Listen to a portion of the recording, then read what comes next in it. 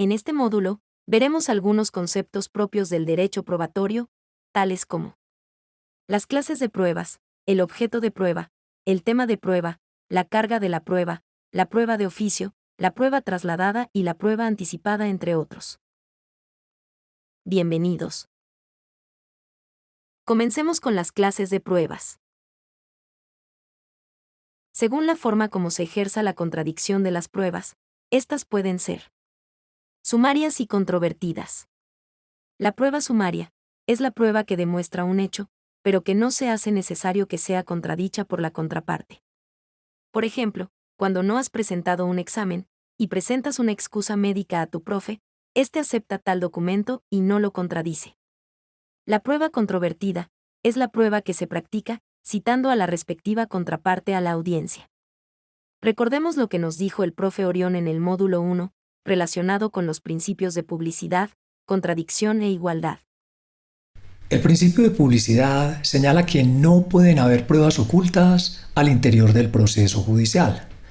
Esto significa, en razón del principio de igualdad, que las partes tienen las mismas oportunidades de conocer cuáles han sido las pruebas propuestas por la contraparte, decretadas, practicadas y valoradas por el juez y que sirven de sustento para la decisión judicial.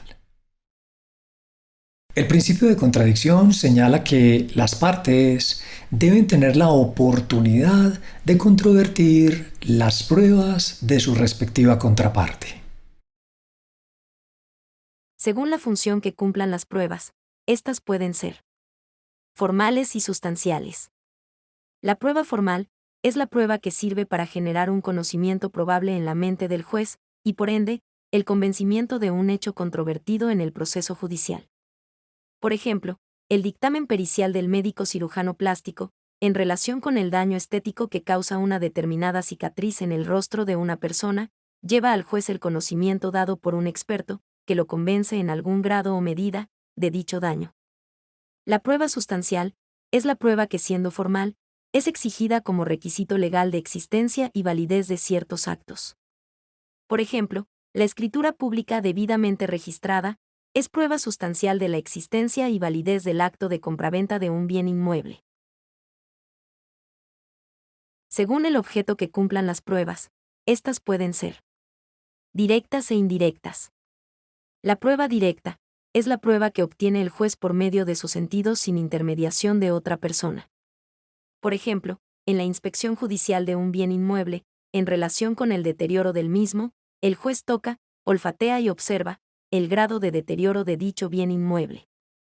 Este es el hecho directamente probado por el juez. La prueba indirecta es la prueba que obtiene el juez por medio de otras personas o cosas. Por ejemplo, el dictamen pericial que entrega el psicólogo, en relación con el daño mental de una determinada persona, es prueba indirecta del hecho del daño mental, que una de las partes pretende probar en el proceso judicial. La prueba trasladada es aquella prueba que, habiendo sido practicada válidamente en un proceso, se trae a un nuevo proceso para que en el mismo sea valorada por el juez. El artículo 174 del Código General del Proceso Colombiano prescribe que la prueba practicada válidamente en un proceso podrá trasladarse a otro en copia y será valorada por el juez sin más formalidades, siempre que en el proceso de origen se hubiere practicado a petición de la parte contra quien se aduce o con audiencia de ella. En caso contrario, deberá surtirse la contradicción en el proceso al que está destinada. Por ejemplo, en un primer proceso de responsabilidad médica, Lupe demanda al hospital. El juez practica válidamente las pruebas y Lupe gana el proceso. El hospital paga a Lupe. Luego, en un segundo proceso, el hospital demanda al médico que operó a Lupe. El abogado del médico en el segundo proceso solicita el traslado de una prueba que fue practicada en el primer proceso. El juez en el segundo proceso ordena la incorporación de dicha prueba, la cual deberá ser valorada sin más formalidades. De la lectura del artículo 174 del Código General del Proceso, se observa que es necesario que dicha prueba sea trasladada en copia, y deberá haberse practicado en el proceso inicial a petición de la parte contra la cual se enfrentaba o en la respectiva audiencia con su participación. De no ser así, deberá ser contradicha en el proceso posterior al que ha sido trasladada. Las pruebas pueden ser practicadas en un proceso judicial o por fuera de este. Cuando la prueba es practicada por fuera del proceso judicial, es decir, de forma extraprocesal, estamos ante una prueba anticipada. Dicha prueba puede ser practicada ante juez, notario o alcalde y podrá tener fines judiciales o extrajudiciales. Por ejemplo, yo puedo citar a mi presunta contraparte para que conteste el interrogatorio que le formule sobre hechos que han de ser materia del proceso. Por ejemplo, yo puedo pedir que se cite al autor de un documento privado para que rinda declaración sobre la autoría, alcance y contenido de dicho documento. De igual forma, podré pedir la práctica de inspección judicial sobre personas, lugares, cosas o documentos que hayan de ser materia de un proceso con o sin intervención de un perito.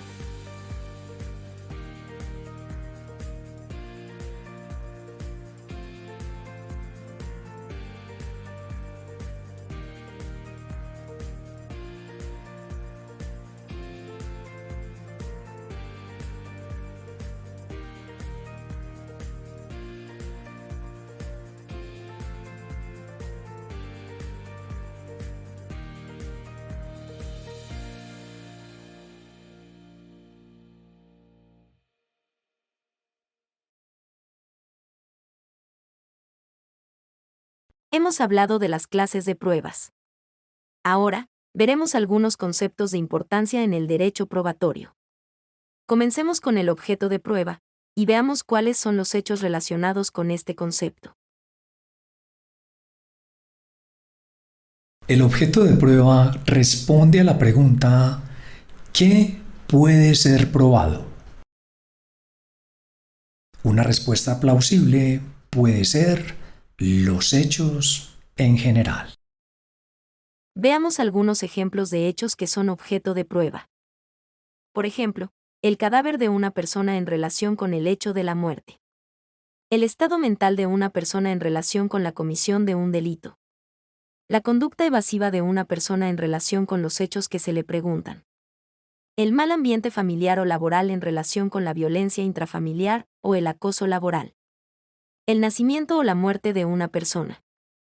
La inundación como hecho de la naturaleza para el reclamo ante la aseguradora. Las cosas físicas que sirven como evidencia de un delito. Las normas seccionales, la costumbre civil y comercial, tanto nacional como extranjera e internacional. Todos estos hechos, entre otros, son objeto de prueba. Ahora veamos algunos hechos que no son objeto de prueba. Los hechos prohibidos no son objeto de prueba. Por ejemplo, la declaración de renta no es objeto de prueba, ya que los hechos que en ella se consignan gozan de reserva legal y solo sirven para efectos tributarios. Los juicios o reglas de inferencia que realiza el juez tampoco son objeto de prueba. Una regla de inferencia es una operación mental en la que puestas dos premisas, de ellas se sigue probablemente una conclusión. La primera premisa es una regla de la experiencia. La segunda premisa es, o la afirmación del hecho indicador de dicha regla de la experiencia, o la negación del hecho indicado de dicha regla de la experiencia. En el primer caso, la conclusión es la probable ocurrencia del hecho indicado. En el segundo caso, la conclusión es la probable negación del hecho indicador. Los hechos notorios, como la pandemia del coronavirus, no son objeto de prueba.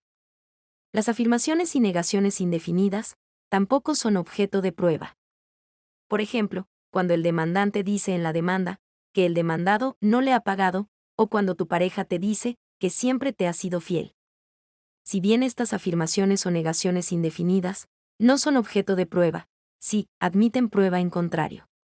Por ejemplo, si el demandado muestra el recibo de pago, o le muestras a tu pareja una foto en la que se observa que tiene un romance con otra persona. Las presunciones no son objeto de prueba. Sin embargo, las presunciones de hecho admiten prueba en contrario. Por ejemplo, el poseedor se considera dueño, mientras no se presente el propietario, y pruebe mediante escritura pública debidamente registrada, lo contrario. Las presunciones de derecho no admiten prueba en contrario. Por ejemplo, la incapacidad del menor de 14 años para determinarse y actuar libremente en el ejercicio de la sexualidad no admite un dictamen pericial que diga que un determinado menor de 14 años es idóneo para tener relaciones sexuales. Las reglas de la experiencia no son objeto de prueba. Las normas de alcance nacional no son objeto de prueba. Es decir, no se hace necesario probar la ley creada por el legislador, ni los decretos expedidos por el Gobierno nacional. De igual forma, la existencia y representación de las entidades de derecho público no son objeto de prueba. Continuamos nuestro curso estudiando otro concepto. El tema de prueba. El tema de prueba responde a la pregunta ¿qué debe ser probado? La respuesta a esta pregunta es los hechos controvertidos, es decir, aquellos hechos en los que las partes no están de acuerdo.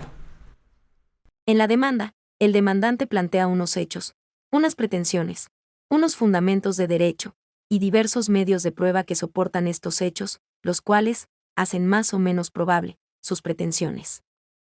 En la contestación de la demanda, el demandado controvierte los hechos planteados por el demandante, plantea unas pretensiones diferentes, unos fundamentos de derecho, y diversos medios de prueba que soportan estos hechos, los cuales hacen más o menos probable sus pretensiones.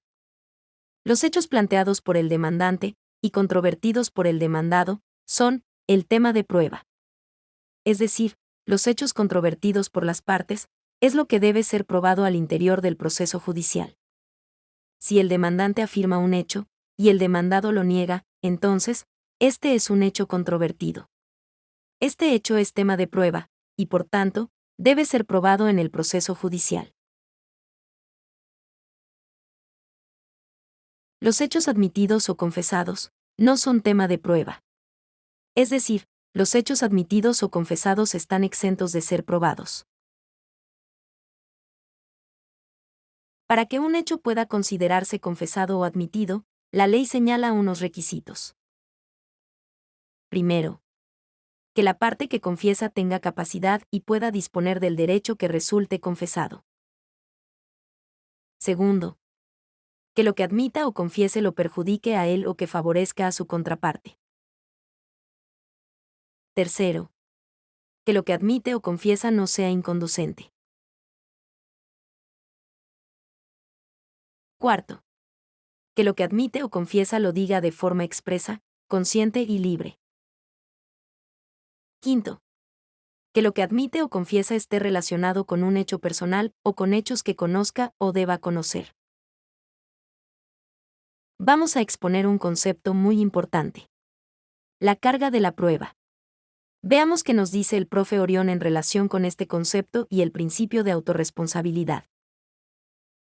El artículo 167 del Código General del Proceso hace alusión al principio de autorresponsabilidad. Este principio consagra un concepto denominado la carga de la prueba. La carga de la prueba es la responsabilidad que tiene quien ejerce el derecho de acción al interior del proceso judicial. La regla general señala que es el demandante quien tiene la responsabilidad, quien tiene la carga de la prueba. Es decir, es responsable de probar los hechos sobre los cuales fundamenta su pretensión. No obstante, en determinadas situaciones que la misma ley prescribe, el juez podrá dinamizar o distribuir esta carga de la prueba en relación con uno o varios hechos, para que sea el demandado quien pruebe dichos hechos. Este concepto se conoce como carga dinámica de la prueba. Por ejemplo, en los casos de responsabilidad médica, al paciente le resulta más complejo demostrar la idoneidad del médico. En ese sentido, la jurisprudencia ha señalado que dicha idoneidad le es menos compleja de probar al médico o a la institución prestadora del servicio de salud. Tanto el médico como la institución médica están en una mejor posición en relación con la prueba de la conducta profesional idónea. Para finalizar este módulo, daremos un vistazo a un destacado avance de nuestra legislación procesal. La prueba de oficio. En el módulo 1 se dijo que el fin de la prueba es traer conocimiento al juez, con miras a disminuir la incertidumbre asociada al proceso de toma de decisiones. Recordemos. La toma de decisiones sobre la prueba se presenta en un contexto de incertidumbre. Esta incertidumbre se debe a que los hechos que las partes traen al proceso son hechos del pasado. Hechos del pasado sobre los cuales el juez no tiene ningún conocimiento. Por tanto, la finalidad de la prueba no es otra que la de traer conocimiento al juez con miras a disminuir la incertidumbre asociada al proceso de toma de decisiones.